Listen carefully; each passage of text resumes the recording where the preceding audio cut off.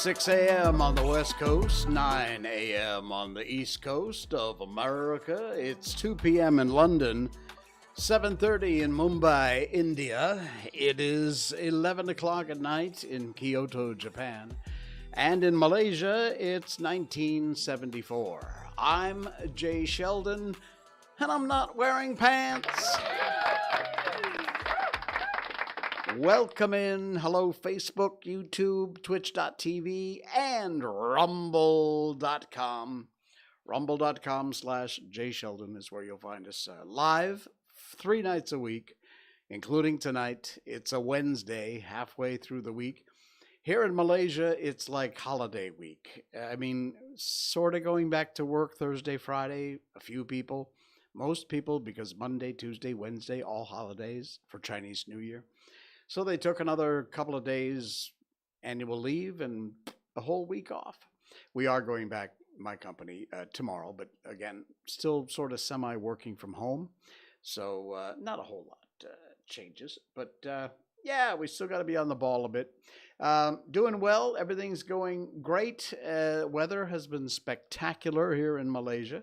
Usually around Chinese New Year, it gets incredibly hot. In fact, they call it Chinese New Year weather. But this year, not so bad. We've had worse recently. So, hey, it's time to get you updated on this little lady. Miko update. Me, Coco, Miko update. Where's my camera? There it is. Not much to update. She's doing well. I told you on Monday, not that you really need to know, but she is on her cycle. So that's kind of cool. She's doing all right. She's been a little moody lately, a little off her food, but in general, she's doing very well. So missing someone a lot, but beyond that, doing great. So that's a very short little Miko update tonight. She's doing fantastic. And thank you for those of you who send me the messages asking about Miko. You don't care about me, you care about Miko. She's on my shirt tonight. It's one of our I'm Not Wearing Pants shirts. You can get it at our Miko merch place. All of our merchandise has Miko and our show logo on it, ball caps, stickers, mugs, like that. There you go. There's our logo. There's Miko. And anyway, you'll find the link in our show notes down below in the description here. Not this thing. Way down below that. Yeah. And then thank you. Hey, hello to our podcast listeners. We're doing great on the podcast. We're almost doing better on our podcast than we do on our live video streams audience. So thank you. Appreciate it sincerely. If you want to listen to just the audio part of our show, which often is rather visual, but that's all right. We always give you the link so you can check it out, the stuff that we talk about. And you'll find our podcast across all podcast platforms. Spotify, we're not as big as Joe Rogan, but we're on Spotify. And of course, Google Podcast, Apple, Radio Public, Stitcher, you name it. GeoSavan also in India. We have a big Indian audience. Thank you very much. And hello. Namaste to all of our viewers and listeners in India. Appreciate it. In addition to it being the second day of the second month of the 22nd year of the year 2000, it's one of those 2 days today. 2, 2, 2, 2, 2, 2. It's also Groundhog's Day, which was a very cool movie starring Bill Murphy. If you never saw it, Bill Murray, you got to check it out. Please do watch Groundhog Day. But it's also Groundhog Day because of a Punxsutawney Phil, who is from Punxsutawney, Pennsylvania. Penny Martorell posted this. It's a public picture. But yeah, Punxsutawney Phil, this is an American thing. It's from Punxsutawney, Pennsylvania. And so you may or may not know about this if you don't live in the U.S. But this groundhog comes up out of his hole on the 2nd of February, and I actually thought it was the reverse, but apparently not. If he doesn't see his shadow, which means the sun is shining, or not, if he doesn't see his shadow, it means an early spring. If he sees his shadow, it means 6 more weeks of winter. Well, this morning, bright and early, Punxsutawney Phil crawled up out of his hole and saw his shadow. So there will be, according to legend, 6 more weeks of winter. Not great news for folks in the Northeast who just got kind of lucked out against getting hit by some blizzardzilla they were predicting over there. So, yeah, Punxsutawney Phil did see his shadow today, and so they say that means another 6 weeks of winter. All right. Our headline tonight, what do you make a month? How much do you make a month? 2 grand? 3 grand? 4 grand? I'm talking about ringgit. Malaysian ringgit, last I checked, was 4.2 to USD. So for every 1 ringgit, it's worth 4.2, 4.3 USD. Serena Lee, hello. Hi. Nice to see you, Serena. Thanks for popping by. I loved some of your posts today. I see you're out of Facebook jail again. That's always a good thing. So anyway, yeah, 1 USD is like 25 cents. It's ridiculous. Anyway, there was a story because some minister or some government person, I don't know who it was, suggested that they start a class to teach people how to make roti canai. Now, I'm guessing unless you're in Malaysia, maybe Indonesia, Singapore, you have no idea on earth what roti canai is. Roti canai, I'm telling you, there would be a big market for this in America. Forget the health nuts, you're never going to make it. But for those normal people, hi Serena, for those normal people who just love to shove anything in their pie hole, roti canai would be huge. And can you imagine picking up one for like 25 cents, 50 cents US? Anyway, this minister guy, maybe it's in the article, suggested we start classes teaching people how to make roti canai. It's not really that difficult. But check out this article from World of Buzz. The link is in our show notes tonight. This roti maker says the job in high demand and the salary can go as high as 10,000 ringgit. 10,000 ringgit for frying some bread. Ah, man, I am in the wrong business. Anyway, check out the link in our show notes. Read the whole article. Job is in demand. It's a good alternative for people who are jobless and not interested in academics. This here, let me get my mouse back. Roti canai it's a dough and it's in a ball and they flatten it out and stretch it. Sometimes if they want to be really fancy, they'll toss it like this guy here in the picture here. They'll toss it up in the air to get it wider. It's mainly just for show. And then basically you slap it on this griddle and you fry it. You move it around, you bunch it up, and then you serve it with some dal or curry sauce. It's damn good. It's very filling.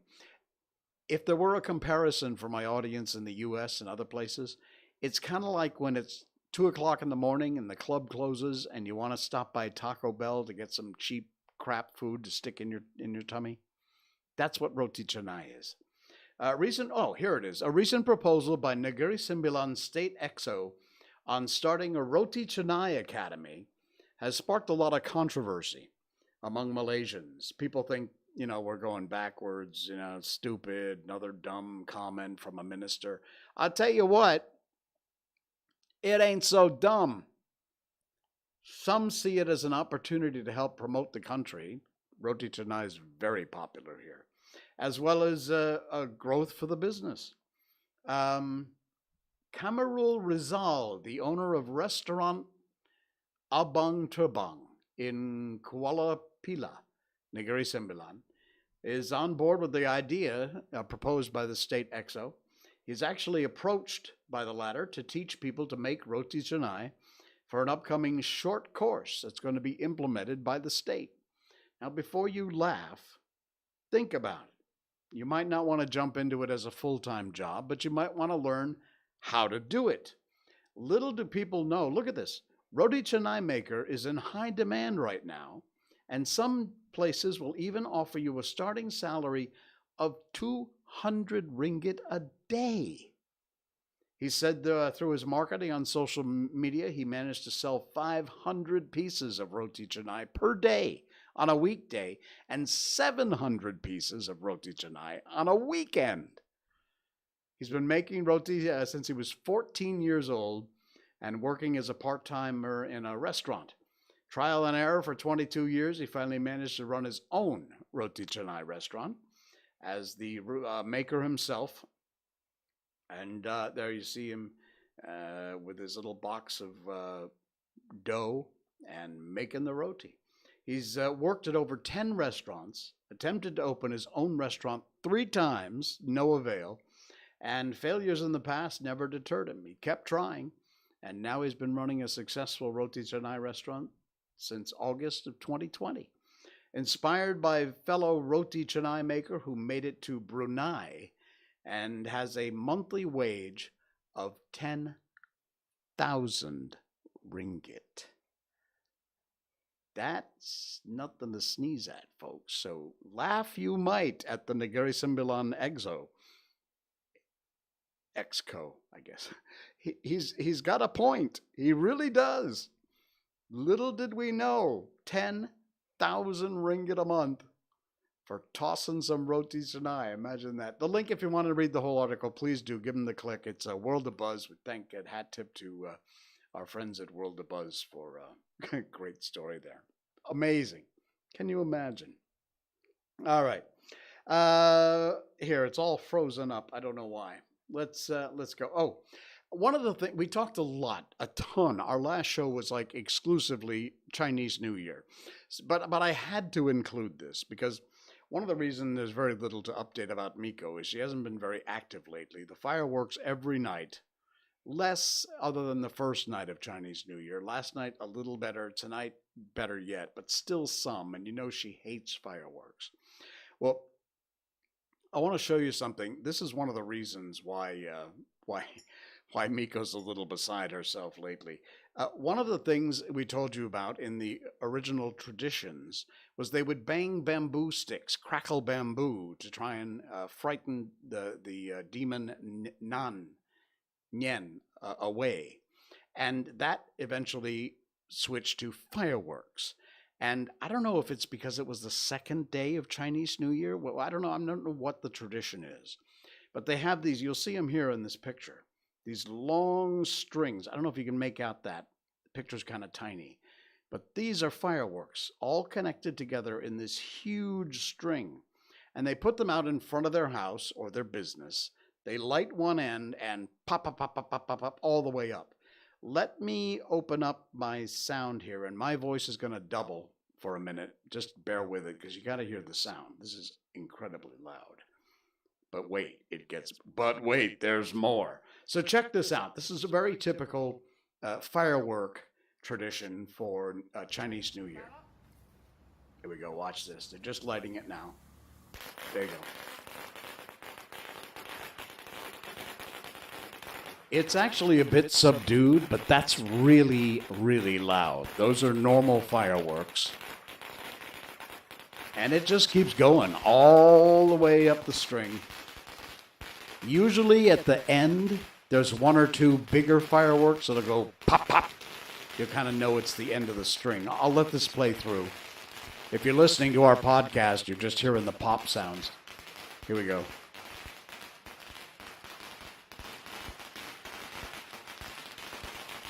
Look at that. It just goes forever. All right, we're getting to the end now. We'll see if there's a couple of end bangs. Dang, that's a big one. And of course, all the old firework paper is littering the streets. There it goes. Right up towards the end. In fact, on our walk tonight, you can see oh, there you go. There's a couple big ones. Ah, yeah. See that? That's very typical of what happens on Chinese New Year. I was saying on our walk tonight, You could see a few houses that had done this morning because they still had that red paper everywhere. So what do you do when you want to light off the fireworks in front of your business, but you can't because your business is in a mall? Well, people have figured that out. Again, I'm sorry, I know my voice is doubled, but check this out. This is how some folks figured out a way to do it without actually using fireworks. Same effect. They're feeding this rope with all these balloons tied to it into a box. Go. And there you go. Huh. How cool is that? You got the same effect. Hopefully, Nyen will be afraid and run away in another direction.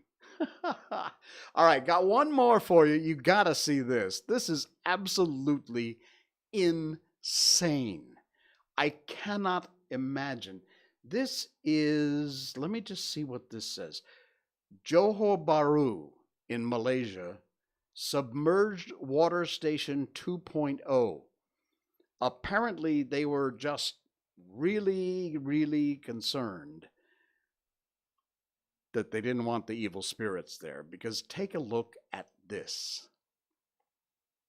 Yeah, I'm going to play the video in a second. You're not going to believe this.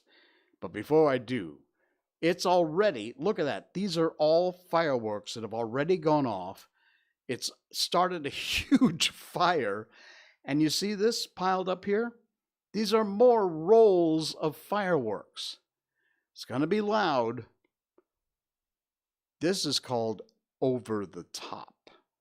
I mean, over. They just keep tossing them in. If you're listening on a podcast, you got to check this video out. Please do go to the link to our live stream recording. Look at this. They're just tossing them all in. And away they go. Unbelievable.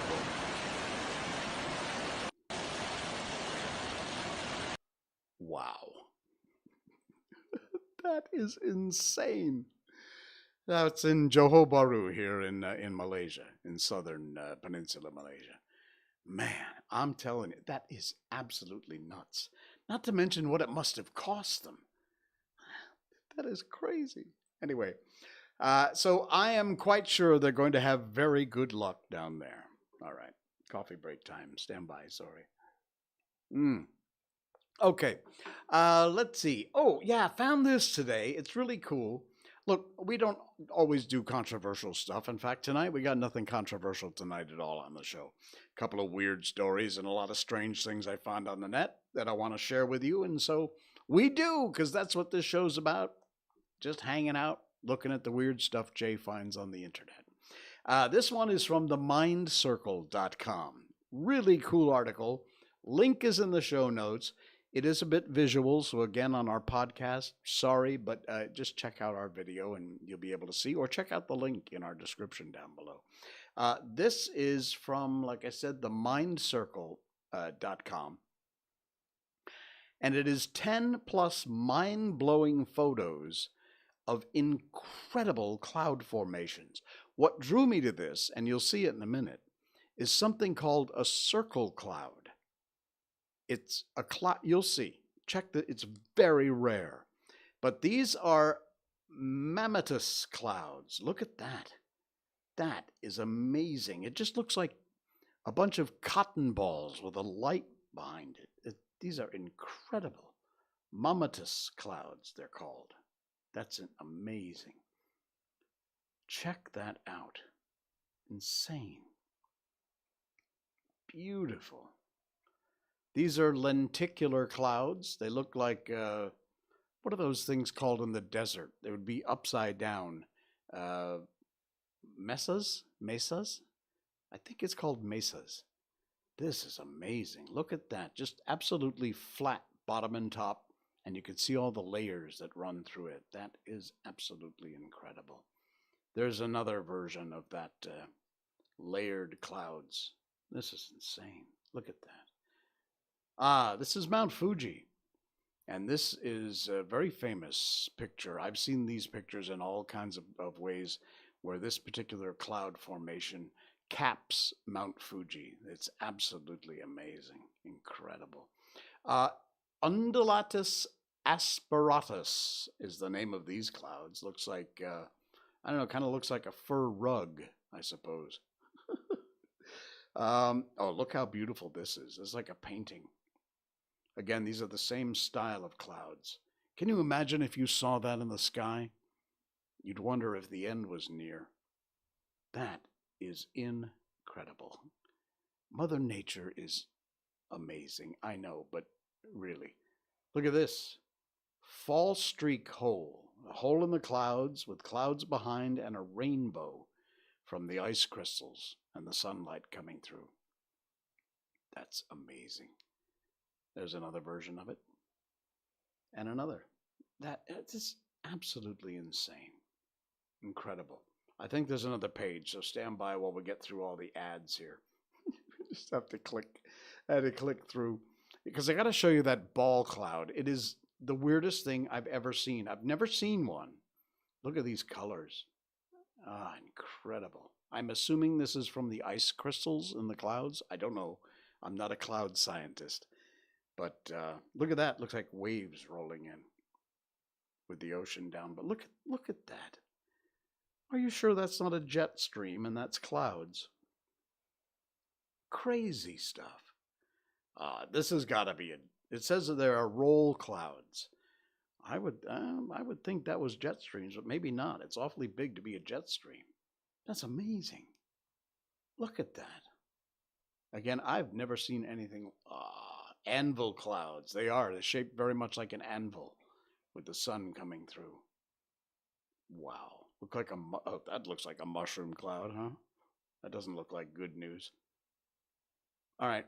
I could not find that ball shot, but it's amazing. Check out this article. It's from the Mind Circle, and the link to read the whole article, check out all the pictures, is of course in our show notes tonight. More weird stuff, because we're known for weird stuff. That's what we do.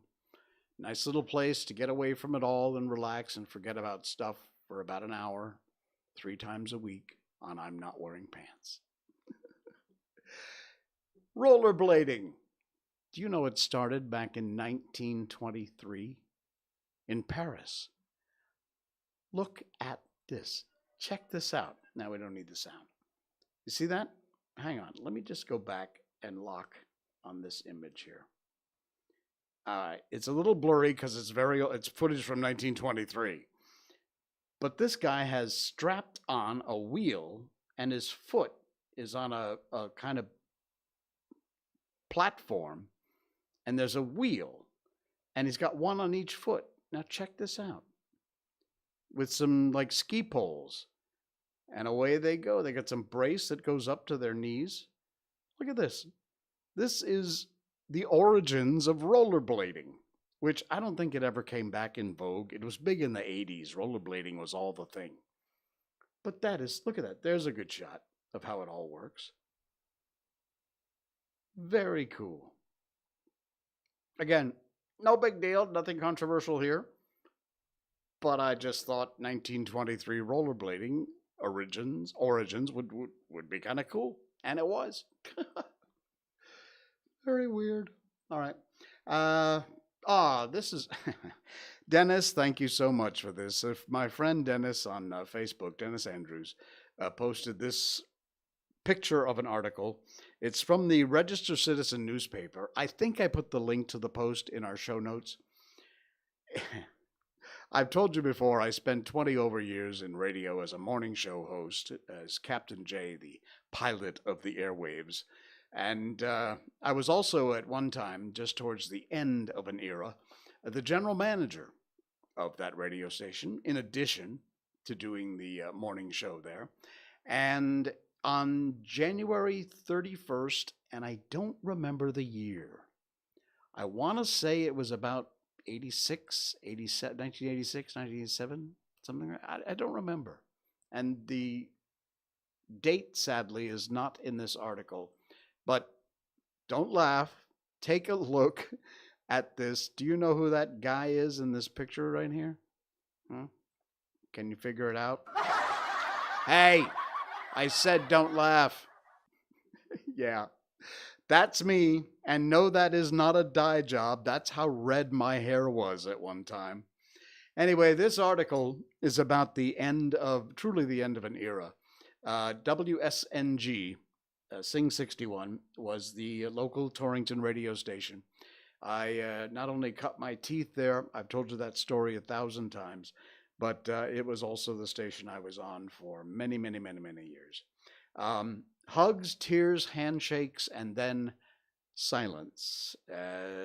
Employees of WSNG smiled through misty eyes and heavy hearts Friday as the station bid an affectionate farewell to the region it served since 1948. Wow, a long time. But yeah, that's me back in the days of real radio, where we did all of our own controlling. We didn't have producers, we had no computers, and it was one, in fact, right there is a turntable. There were two turntables on the side. We didn't use those much at that point, but they were still there if we needed to. Some shows used to actually come in on vinyl, pressed on vinyl. We'd cue it up and play the shows from a record. Some talk shows and religious shows, things like that. But this article was from back then when the station went dark for the last time. It was actually since revised, but it's not really, it's just a rebroadcast crap kind of place. So anyway, yeah, thought I would share that when I saw that, because that anniversary was just a couple days ago. Pretty amazing. All right. And one last little bit before we get to Tom Sawyer tonight. It's a piece from the Wall Street Journal. I told you there wasn't anything controversial. Well, I kind of lied. It's semi-controversial, but it's a big congratulations to Malaysia. From the Wall Street Journal, Malaysia called the most corrupt country for business and top bribery table in the world.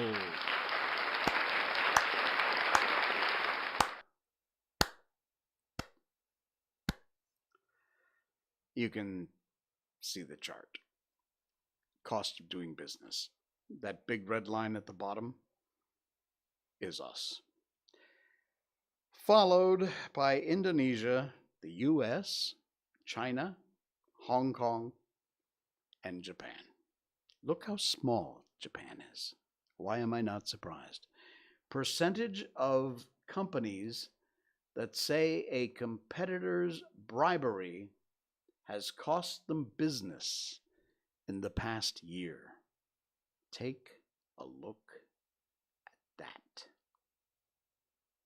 That's some scary stuff. You see that red line there? Yeah, that's us. You can be proud, Malaysia.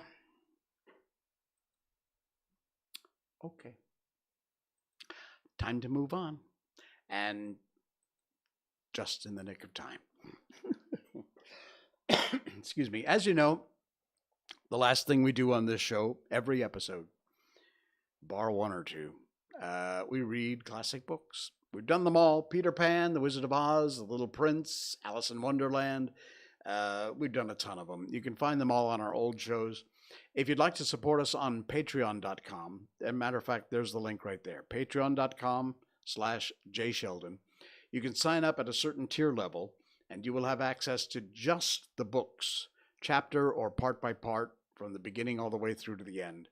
And that's an exclusive link to those of you who sign up to support the show at one very small, cheap tier level. So check out our Patreon, patreon.com/jsheldon if you'd like to help out. So we are reading Tom Sawyer now, and we've been doing that for quite a few streams because it's a long book. So give me half a second here while I cue up my usual warning before I start reading. We're on chapter 13, by the way. The Adventures of Tom Sawyer is from 1876, written by, of course, Mark Twain. And it was written in 1876, and I'm warning you that some of the words in this story are, at the time, were considered fine. Nowadays, they are considered vulgar, including the N word that is used sporadically throughout this book. Uh, we read what's written on the page according to the way Mark Twain originally wrote it. It was meant to be read. If that kind of thing offends you, you might want to find something else to do for 15 or 20 minutes or so. So, fair warning. There are some nowadays inappropriate words. They weren't in 1876. Things change. All right, here we go. It's chapter 13 of The Adventures of Tom Sawyer. Tom's mind was made up now. He was gloomy and desperate. He was a forsaken, friendless boy. He said nobody loved him. When they found out what they had driven him to, perhaps they would be sorry. He tried to do right and get along, but they would not let him. Since nothing would do them but to be rid of him, so let it be so, and let them blame him for the consequences. Why shouldn't they? What right had the friendless to complain? Yes, they had forced him to do it at last. He would lead a life of crime. There was no choice. By this time, he was far down Meadow Lane, and the bell for school to take up tinkled faintly upon his ear. He sobbed now to think he would never, ever hear that old familiar sound any more. It was very hard, but it was forced on him. Since he was driven out into the cold world, he must submit. But he forgave them, and then the sobs came thick and fast. Just at this point, he met his soul's sworn comrade, Joe Harper, hard-eyed, with evidently a great and dismal purpose in his heart. Plainly, there were two souls with but a single thought. Tom, wiping his eyes with his sleeve, began to blubber out something about a resolution to escape from hard usage and lack of sympathy at home by roaming abroad into the great world, never to return, and ending by hoping that Joe would not forget him. But it transpired that this was a request which Joe had just been going to make of Tom, and had come to hunt him up for that purpose. His mother had whipped him for drinking some cream, which he had never tasted and knew nothing about it. It was plain that she was tired of him and wished him to go. If she felt that way, well, there was nothing for him to do but succumb. He hoped she would be happy and never regret having driven her poor boy out into the unfeeling world to suffer and die. As the two boys walked sorrowfully along, they made a new compact to stand by each other and be brothers and never separate till death relieved them of their troubles. And then they began to lay their plans. Joe was for being a hermit, living on crusts in a remote cave and dying sometime of cold and want and grief. But after listening to Tom, he conceded that there were some conspicuous advantages about a life of crime, so he consented to be a pirate. 3 miles below St. Petersburg, at a point where the Mississippi River was a trifle over a mile wide, there was a long, narrow wooden island with a shallow bar at the head of it, and this offered well as a rendezvous. It was not inhabited. It lay far over toward the further shore, abreast a dense and almost wholly unpeopled forest. So Jackson's Island was chosen. Who were to be the subjects of their piracies was a matter that did not occur to them. And then they hunted up Huckleberry Finn, and he joined them promptly, for all careers were one to him. He was indifferent. They presently separated to meet at a lonely spot on the river bank 2 miles above the village at the favorite hour, which was midnight. There was a large log raft there which they meant to capture. Each would bring back hooks and lines and such provisions as he could steal in the most dark and mysterious way, as became outlaws. And before the afternoon was done, they had all managed to enjoy the sweet glory that's spreading the fact that pretty soon the town would hear something. All who got this vague hint were cautioned to be mum and wait. Just about midnight, Tom arrived with a boiled ham and a few trifles, and stopped in a dense undergrowth on a small bluff overlooking the meeting place. It was starlight and very still. The mighty river lay like an ocean at rest. Tom listened a moment, but no sound disturbed the quiet. Then he gave a low, distinct whistle. It was answered from under the bluff. Tom whistled once more, and these signals were answered in the same way. And then a guarded voice said, "Who goes there?" "Tom Sawyer, the Black Avenger of the Spanish Main. Name your names." "Huck Finn, the Red-Handed, and Joe Harper, the Terror of the Seas." Tom had furnished these titles from his favorite literature. "'Tis well. Give the countersign." Two hoarse whispers delivered the same awful words simultaneously to the brooding night. "Blood." And then Tom tumbled his ham over the bluff and let himself down after it, tearing both skin and clothes to some extent in the effort. There was an easy, comfortable path along the shore, under the bluff, but it lacked the advantages of difficulty and danger so valued by a pirate. The Terror of the Seas had brought a side of bacon, and had about worn himself out getting it there. Finn the Red-Handed had stolen a skillet and a quantity of half-cured leaf tobacco, and had also brought a few corn cobs to make pipes with. But none of the pirates smoked or chewed but himself. The Black Avenger of the Spanish Main said it would never do to start without some fire, and that was a wise thought. Matches were hardly known there in that day, and they saw a fire smoldering upon a great raft 100 yards above, and they went stealthily thither and helped themselves to a chunk. They made an imposing adventure of it, saying "hist" every now and then, and suddenly halting with a finger on the lips, moving with hands on imaginary dagger hilts, and giving orders in dismal whispers that if the foe stirred, to let him have it to the hilt, because dead men tell no tales.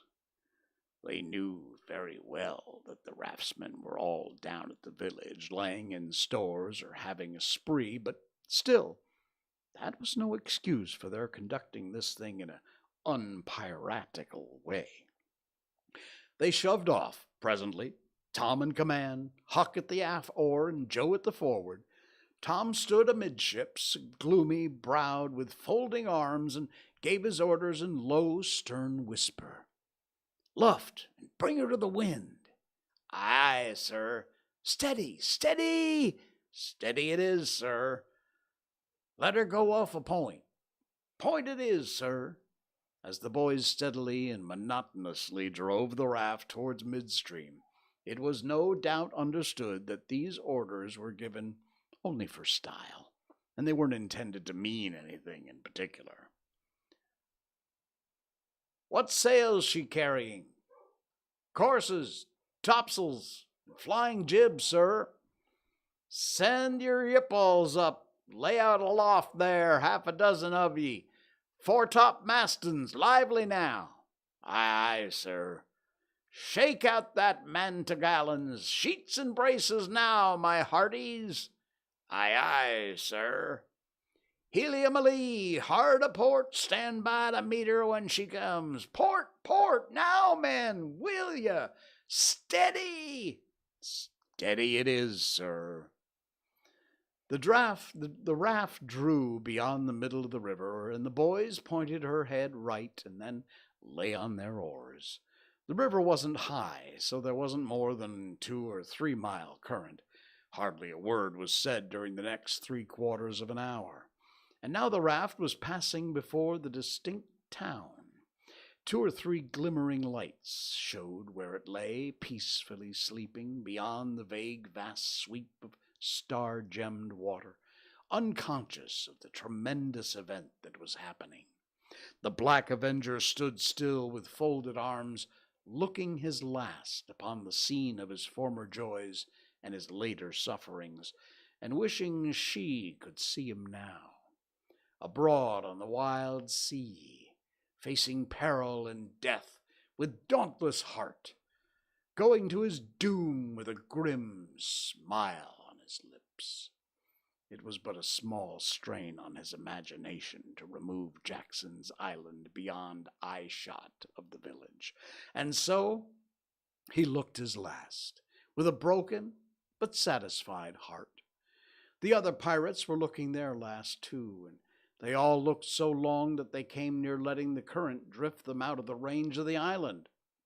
But they discovered the danger in time and made a shift to avert it. About 2 o'clock in the morning, the raft grounded on the bar, 200 yards above the head of the island, and they waded back and forth until they'd landed their freight. Part of the little rails belonging consisted of an old sail, and this they spread over a nook in the bushes for a tent to shelter their provisions. But they themselves would sleep in the open air in good weather, as became outlaws. They built a fire against the side of a great log, 20 or 30 steps within the somber depths of the forest, and then cooked some bacon in the frying pan for supper. It seemed a glorious sport to be feasting in that wild, free way in the virgin forest of an unexplored and uninhabited island, far away from the haunts of men, and they said they would never return to civilization. Their climbing fire lit up their faces and threw its ruddy glare upon the pillared tree trunks of the forest temple and upon the varnished foliage and festooning vines. When the last crisp slice of bacon was gone, and the last allowance of corn pone devoured, the boys stretched themselves out on the grass, filled with contentment. They could have found a cooler place, but they would not deny themselves such a romantic feature as a roasting campfire. "Ain't it gay?" said Joe. "It's nuts," said Tom. "What would the boys say if they could see us?" "Say? Well, they'd die just to be here, hey, Hucky?" "I reckon so," said Hucky. "Anyways, I'm suited. Don't want nothing better than this. I didn't ever get to eat enough, generally. Here they can't come and pick at a fella and bullyrag him so." "I reckon so. It's just the life for me," said Tom. You don't have to get up mornings, and you don't have to go to school and wash and all that blame foolishness. You see, a pirate don't have to do anything. Joe, when he's ashore, but he's a hermit, he has to be praying considerable, and then he don't have any fun anyway, all by himself that way." "Oh, yes, that's so," said Joe, "but I hadn't thought much about it, you know. I'd a good deal rather be a pirate now that I've tried it." "You see," said Tom, "people don't go much on hermits nowadays, and they used to in the old times, but a pirate's always respected, and a hermit's got to sleep on the hardest place he can find, and put a sackcloth and ashes on his head, and stand out in the rain, and—" "What does he put a sackcloth and ashes on his head for?" inquired Huck. "I don't know, but they've got to do it. Hermits always do. You'd have to do that if you was a hermit." "Derned if I would," said Huck. "Well, what would you do?" I don't know, but I wouldn't do that." Well, Huck, you'd have to. How'd you get around it? Why, I just wouldn't stand it. I'd run away. Run away?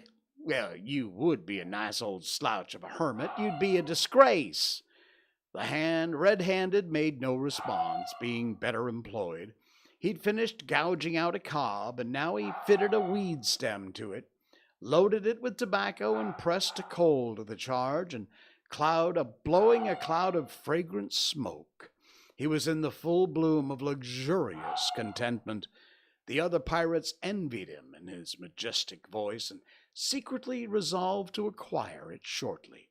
Presently, Huck said, "What does pirates have to do?" Tom said, "Oh, they just have a bully time. Take ships, burn 'em, get the money, and bury it in awful places on their island where there's ghosts and things to watch it. Kill everybody in the ships and make 'em walk the plank." "And they carry the women to the island," said Joe. "They don't kill the women." "No," assented Tom, "they don't kill the women. They're too noble. And the women's always beautiful, too." "Oh, and they don't they wear the bulliest clothes?" "Oh, no, all gold and silver and diamonds," said Joe with enthusiasm. "Who?" said Huck. "Why, the pirates." Huck scanned his own clothing forlornly. "I reckon I ain't dressed fittin' for a pirate," said he with a regretful pathos in his voice. "But I ain't got none but these." The other boys told him the fine clothes would come fast enough, and they should have begun their adventures.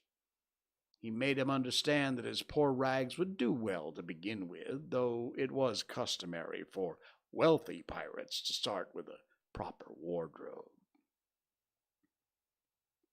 Gradually their talk died out. Drowsiness began to steal upon the eyelids of the little waifs. The pipe dropped from the fingers of the red-handed, and he slept the sleep of the conscious free and the weary. The terror of the seas and the black adventure of the Spanish Main had more difficulty getting to sleep. They said they had a mind not to say them at all.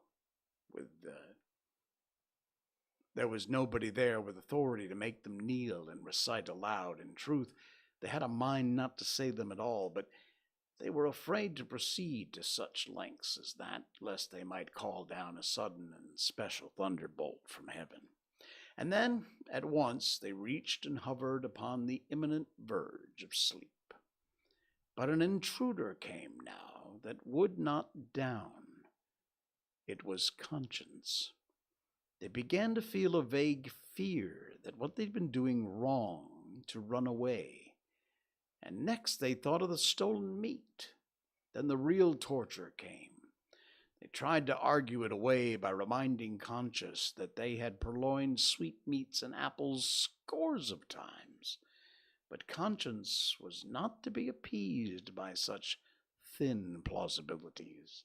It seemed to them in the end that there was no getting around the stubborn fact that taking sweetmeats was only hooking, while taking bacon and hams and such valuables was plain, simple stealing. And there was a command against that in the Bible. So they inwardly resolved that so long as they remained in the business, their piracies should not again be sullied with the crime of stealing. Then conscience granted a truce, and these curiously inconsistent pirates fell peacefully to sleep. Wow.